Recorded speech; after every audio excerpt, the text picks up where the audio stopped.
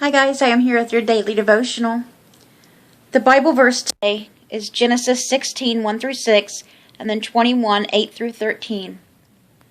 My wrong be upon you, the Lord judge between you and me. And today's devotional is called The Blame Game.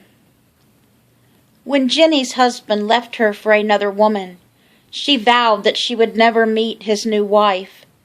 But when she realized that her bitterness was damaging her children's relationship with their father, she asked for God's help to take the first steps towards overcoming bitterness in a situation she couldn't change. In Genesis 16, we read the story of a couple to whom God later promised a baby.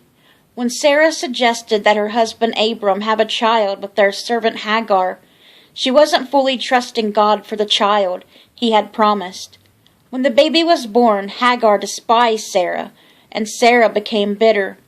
Hagar had been the slave with no rights, and suddenly she was special. How did Sarah react?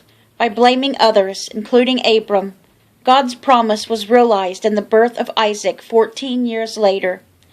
Even his weaning celebration was spoiled by Sarah's attitude.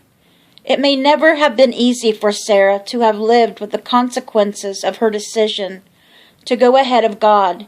It may have taken a miracle of grace to change her attitude, but that could have transformed everything.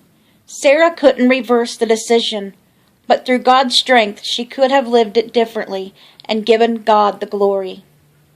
Let's end in prayer. Thank you, Lord, that though our situations may not change, your grace is strong enough to change us in our situations. Help us as we struggle sometimes to live in this sinful world. God bless.